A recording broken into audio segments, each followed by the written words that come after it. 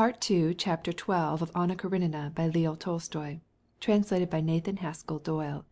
This recording is in the public domain. Read by Marianne Spiegel. Even in the first weeks after Levin returned from Moscow, every time that with flushed cheeks and a trembling in his limbs he remembered the shame of his rejection, he would say to himself, "I blushed and trembled like this, and I felt that all was lost when I got 1 in physics and had to go into the second class. And I thought myself irretrievably ruined when I bungled in my sister's affairs, which were confided to me. And now the years have gone by, and I look back and wonder how it could disturb my mind. It will be just the same with my disappointment this time. Time will pass, and I shall grow callous." But 3 months passed away, and the callousness did not come, and it was as painful for him to remember it as on that first day. He could not reconcile himself to the fact that, after dreaming so long of family life, after being, as he thought, so well prepared for it, not only was he not married, but found himself farther than ever from marriage. He felt painfully, as all those around him felt, that it is not good for a man of his age to live alone. He remembered that before his departure for Moscow he had once said to his cowherd, Nikolai, a simple-hearted muzhik with whom he liked to talk, "Do you know, Nikolai, that I am thinking of getting married?" Whereupon Nikolai had instantly replied as if there could not be the slightest doubt about it, "This ought to have been long ago, Konstantin Dmitrich." And now marriage was farther off than ever. The place was taken, and when, exercising his imagination, he put into that place some young girl of his acquaintance, he felt that it was perfectly impossible. Moreover, the recollection of how Kitty refused him, and of the part which he played still tormented him with mortification. It was idle to say that he was not to blame in this.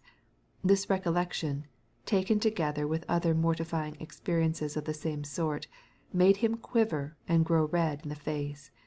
He had on his conscience, as every man has, the remembrance of evil deeds for which he should have repented. But the remembrance of these evil deeds did not trouble him nearly so much as the feeling of his humiliation, slight as it really was. It was a wound that refused to heal. He could not keep out of his mind his rejection, and the miserable position in which he must have been placed in the eyes of others. Time and labor, however, brought their balm.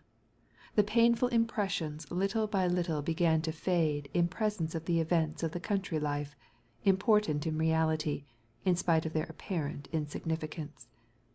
Each week his thoughts turned to Kitty with less frequency. He even began to await with impatience the news that she was married, or was going to be married, hoping that this event would bring healing in the same way as the pulling of a tooth may. Meantime spring came, beautiful, friendly, without treachery or false promises, a spring such as fills plants and animals, no less than men, with joy. This splendid season gave Levin new zeal, and confirmed his resolution to tear himself from the past so as to reorganize his solitary life on conditions of permanence and independence. Although many of the plans that he had formed on his return to the country had not been put into effect, yet the most essential one, that his life should be kept pure, had been realized. He experienced none of that sense of shame which ordinarily tormented him after a fall, and he could look fearlessly into men's eyes. In February he had received a letter from Marya Nikolaevna, who informed him that his brother's health was failing, and that he would not use any remedies. In consequence of this letter he had immediately gone to Moscow, where he persuaded Nikolai to consult a physician, and then to go abroad for the baths. He succeeded so well in persuading his brother and in lending him money for the journey without exasperating him, that he felt quite satisfied with himself. Besides his farm labourers, which especially occupied his attention that spring, and his ordinary reading, Levin was deeply engaged in writing a work on rural economy, which he had begun during the winter. His theory was that in farming the laborer's temperament is a factor as important as climate or the soil, and that consequently all the deductions of agronomic science are drawn, not from the premises of soil and climate alone, but from the soil, the climate, and the certain unchangeable character of the laborer. Thus, notwithstanding his loneliness, or in consequence of his loneliness, his life, therefore, was very busy and full. Only occasionally he felt the need of some one besides Agafya Mikhailovna, with whom to communicate the ideas that came into his head. However, he brought himself to discuss with her about physics, the theories of rural economy, and, above all, philosophy. Philosophy was Agafya Mikhailovna's favourite subject. The spring opened late. During the last weeks of Lent the weather was clear but cold. During the day the snow melted in the sun, but at night the mercury went down to 7 degrees. The crust on the snow was so thick that carts could go anywhere across the fields. It snowed on Easter Sunday. Then suddenly, on the following day, a warm wind blew, the clouds drifted over, and for 3 days and 3 nights a warm and heavy rain fell ceaselessly.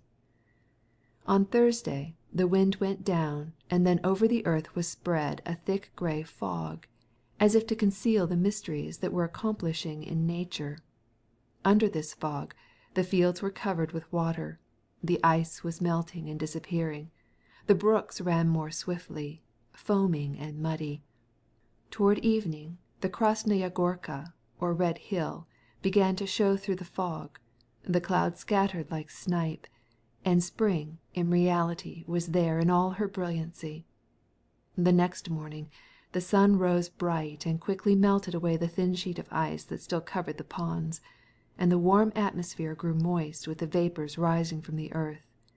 The old grass and the young blades peeping from the sod, with its tiny needles, the buds on the snowball trees, the currant bushes, and the sticky, sappy birch trees, grew green, swelled, and on their branches powdered with golden bloom swarms of honeybees buzzed in the sun. Invisible larks trilled their songs over the velvet of the green and the prairies freed from snow. Lapwings lamented for their hollows and marshes, submerged by the stormy waters. The wild swans and geese flew high in the air with their calls of spring. The cattle, with rough hair and spots worn bare, lowed as they went out to pasture. The bandy-legged lambs gambolled around the bleating ewes, soon to lose their wool. Swift-footed children ran barefoot over the wet paths, where their footprints were left like fossils. The peasant women gossiped gaily around the edge of the pond, where they were bleaching their linen, and in the yards resounded the axes of the muzhiks, repairing their ploughs and their wagons. Spring had really come. End of chapter 12.